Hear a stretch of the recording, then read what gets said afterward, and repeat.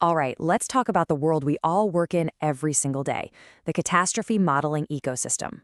We're going to take a closer look at its structure, the forces that really shape it, and ask a pretty important question.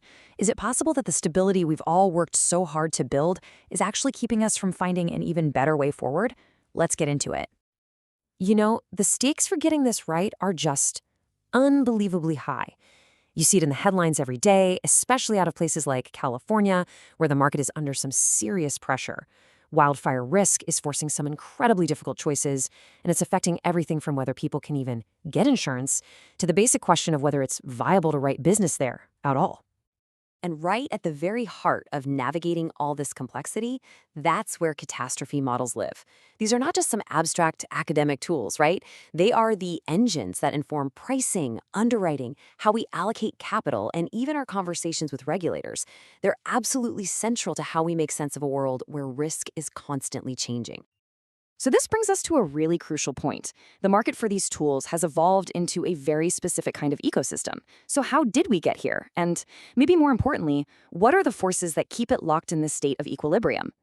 To really get our heads around this, we can borrow a concept from economics, suboptimal equilibrium. And honestly, the analogy here says it all. Imagine you've climbed to the nearest hill.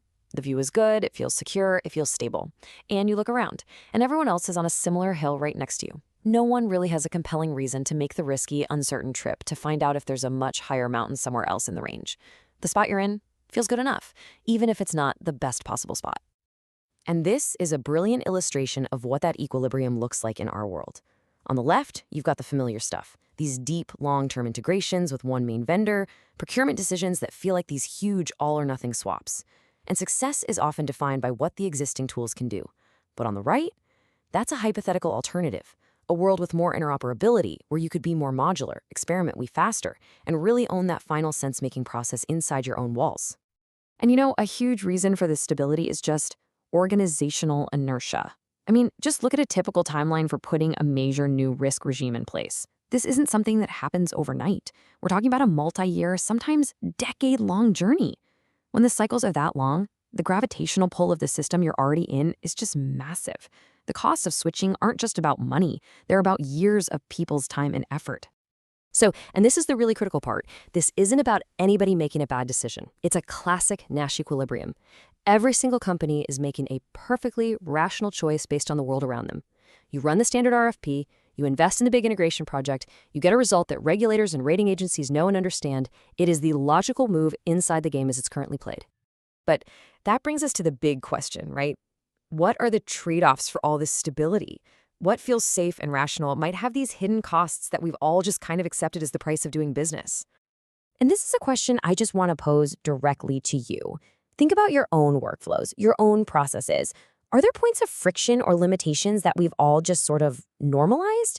Things that we accept because that's just the way it's done? Let's make this a little more real. Some of these hidden costs might sound familiar. For example, the success criteria for a new model end up looking exactly like what the major vendors already provide. Buying decisions become these huge monolithic platform swaps instead of just adding a new specific view of risk. Maybe you even have access to other models, but the hassle of actually integrating them means they just sit on the shelf. The idea of mixing and matching just seems too hard. So here's another way to think about it.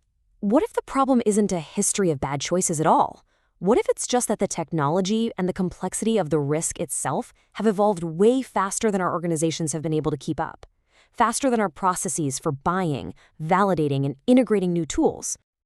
Okay, so if we want to start challenging this equilibrium, where do we even begin? Well, a really natural place to start is with the idea of using multiple views of risk to get a smarter, more robust picture. It's an idea that, in theory, almost everyone agrees with. Of course, a richer understanding comes from looking at a problem from multiple angles. So, why isn't it standard practice everywhere? What are the real barriers that are getting in the way? Now, this is where it gets really interesting, because this idea completely flips the script. Academic research suggests that we should stop looking at different model outputs as a bug or a sign that something is wrong. We should see it as a feature. Those differences are actually giving us a much more honest picture of the deep fundamental uncertainty that we're dealing with. When two really smart models disagree, that disagreement itself is incredibly valuable information. Of course, a huge practical barrier is transparency. As Grant Thornton points out here, the proprietary kind of black box nature of some tools makes it really, really challenging for your internal risk team to truly get their arms around it, to validate it, and to trust the output, let alone try to seamlessly integrate it with other views. So just let's imagine for a second. What if those barriers were gone? How would your day-to-day decisions actually change if plugging in a new view of risk, whether it's from another vendor, an academic partner, or even your own internal team, was easy, a low-friction process? How much would that empower your underwriters and portfolio managers? So, this leads us to our final section. Let's try to just sketch out, with no agenda, what a different kind of future, a different equilibrium, could potentially look like. Let's just do a quick thought experiment. If we were building the industry's entire approach to cat modeling today from a totally blank slate, knowing what we know now about technology and open frameworks and the nature of risk, what would we keep the same, and what fundamental things might we decide to rethink? Well, a different future might look something like this. Flexibility would be king, and using multiple models would just be the normal way you do business. Interoperability, maybe through open frameworks, would make it way easier for new models to plug in. That would let you experiment much faster with new ideas, and, this is the big one, the focus would shift to internal ownership, empowering small, really sharp internal teams to own that crucial last mile of making sense of it all. So you see, the whole philosophy changes. The game isn't about picking one winner in a massive 5-year RFP anymore. Instead, it's about building an internal muscle, a real capability to find, integrate, and interpret multiple views of risk.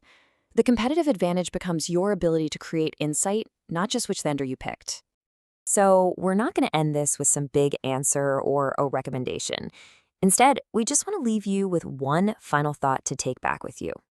Maybe the real opportunity here isn't about replacing one big system with another. Maybe it's something more subtle than that. Maybe it's just about re-examining how we create insight, how we make sense of risk, and how we, as individual companies and as a whole industry, might be able to design a healthier, more flexible, and more resilient equilibrium for whatever the future throws at us. Thanks for joining us.